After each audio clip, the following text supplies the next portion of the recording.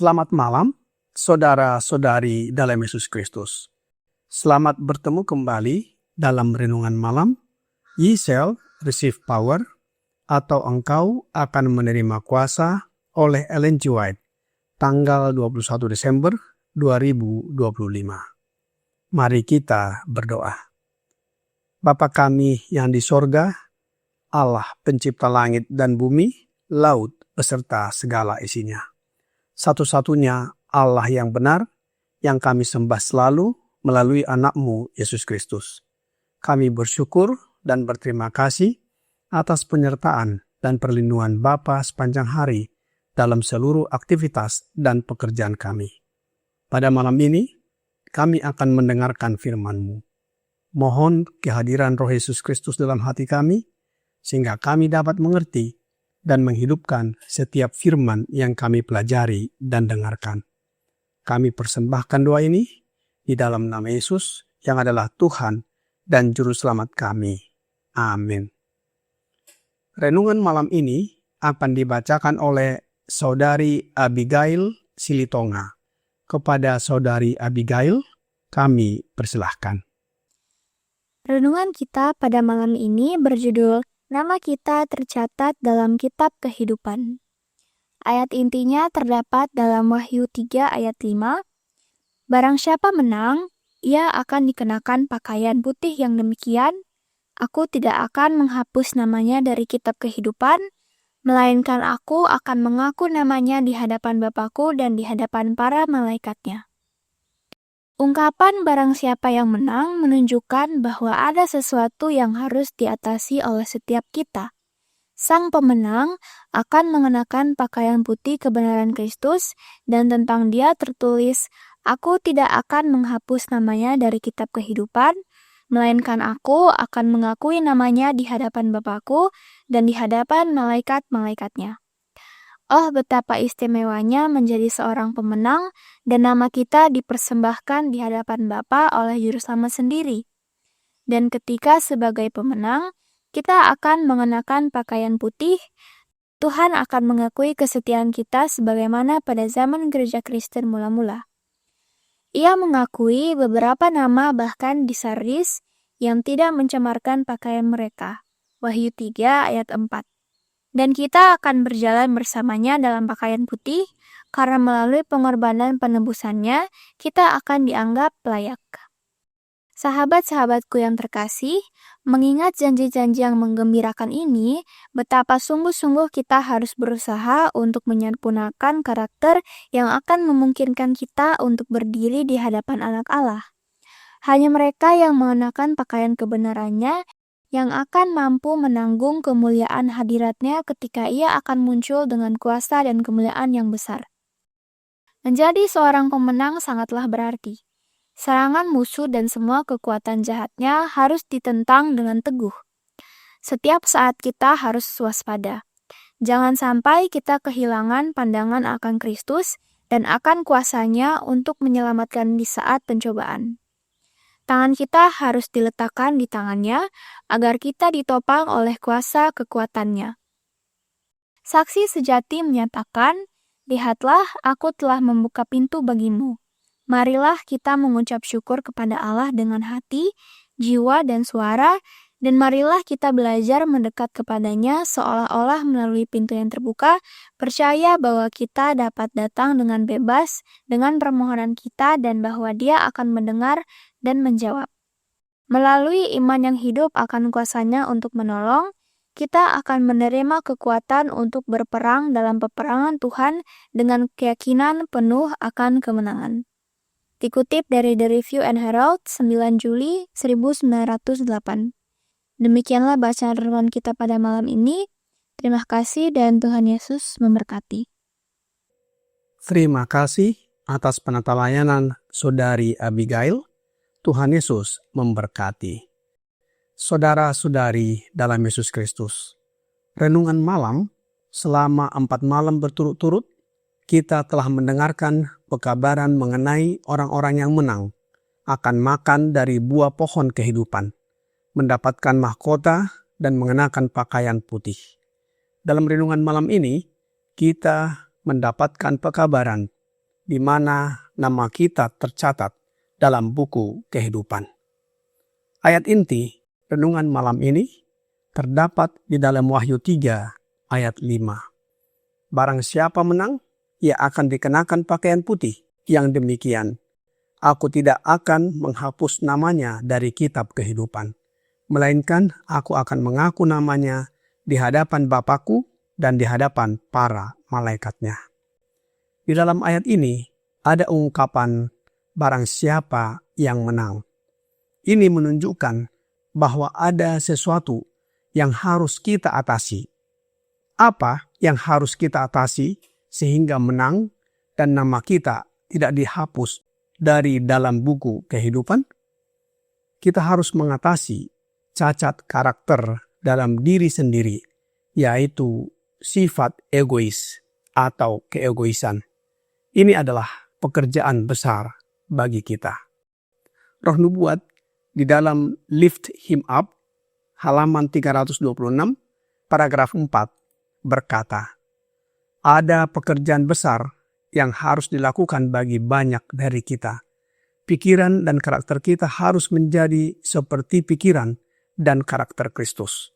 Keegoisan tertanam dalam diri kita, itu telah datang kepada kita sebagai warisan dan telah dihargai oleh banyak orang sebagai harta yang berharga. Tidak ada pekerjaan khusus bagi Allah yang dapat diselesaikan sampai diri sendiri dan keegoisan diatasi. Bagi banyak orang, segala sesuatu yang berhubungan dengan diri mereka sendiri sangat penting.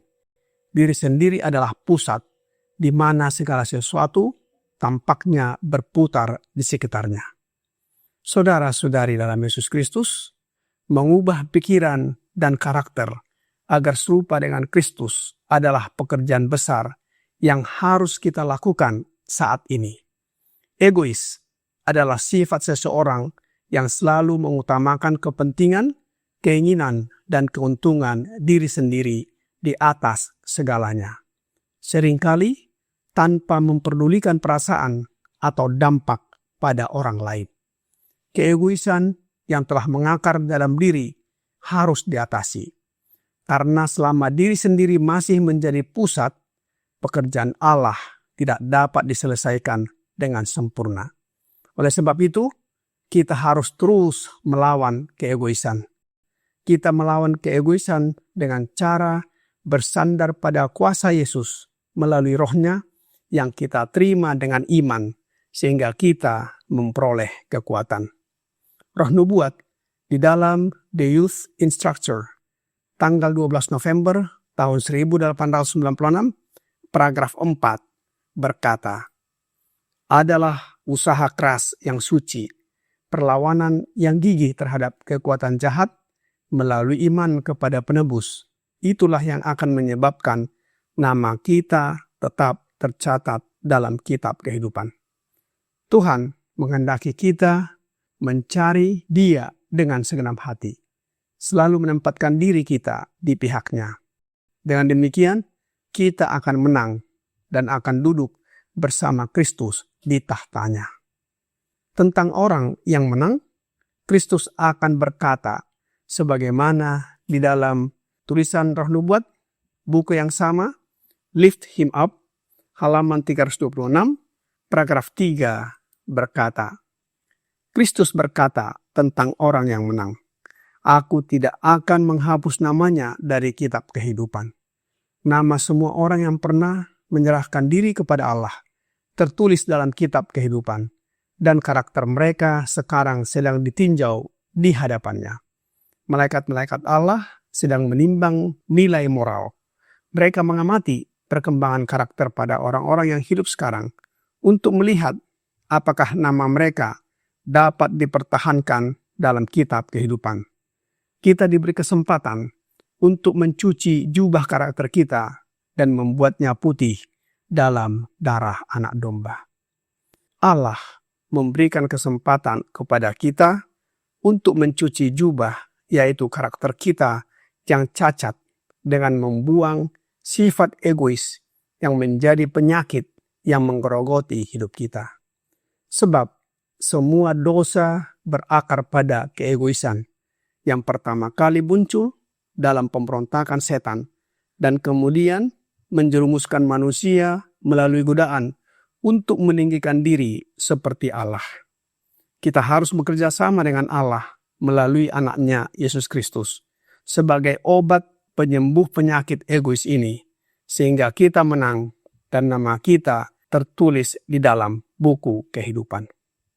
Roh Nubuat di dalam The Workers Bulletin tanggal 9 September tahun 1902 paragraf 4 berkata, sebagai obat untuk konsekuensi mengerikan yang ditimbulkan oleh keegoisan terhadap umat manusia, Allah memberikan anak tunggalnya untuk mati bagi umat manusia. Bagaimana mungkin Dia memberikan lebih banyak? Dalam karunia ini, Ia memberikan dirinya sendiri. Aku dan Bapakku adalah satu, kata Kristus. Melalui karunia anaknya, Allah telah memungkinkan manusia untuk ditebus dan dipulihkan kepada kesatuan dengan Dia. Karena Allah begitu mengasihi dunia, sehingga Ia memberikan anaknya yang tunggal, supaya barang siapa percaya kepadanya tidak binasa, melainkan memperoleh hidup yang kekal. Saudara-saudari dalam Yesus Kristus, kasih adalah prinsip utama yang menggerakkan makhluk surgawi, dan para malaikat rindu bekerja melalui kita untuk memulihkan gambar Allah yang telah rusak. Dengan dukungan penuh kuasa Roh Yesus Kristus, kita yang bersatu dengan Juru Selamat diberi kekuatan ilahi untuk memenangkan jiwa kita dan orang lain bagi Allah. Sehingga semua orang diharapkan menghargai kebenaran dalam Yesus Kristus dan membalas kasih Allah dengan mengasihinya. Kiranya renungan malam ini membawa pembaharuan bagi kita. Tuhan Yesus memberkati. Mari kita berdoa. Bapa kami yang di sorga, terima kasih atas firman yang sudah kami dengarkan malam ini. Tolong kami agar dapat mengalahkan sifat mementingkan diri yang sudah mengakar dalam hidup kami. Kami mau bekerja sama dengan Bapa melalui kuasa Roh Yesus Kristus, sehingga kami menang dan nama kami tetap tercatat dalam buku kehidupan. Oleh sebab itu ya Bapa, kami mohon karuniakan Roh Yesus Kristus dalam hidup kami. Biarlah kami dapat menuruti kehendak-Mu dan nama-Mu saja kami puji dan muliakan. Banyak dosa dan pelanggaran yang kami lakukan ya Bapa. Mohon ampuni kami. Kami persembahkan doa ini hanya melalui Yesus Kristus yang adalah Tuhan dan Juru Selamat kami. Amin.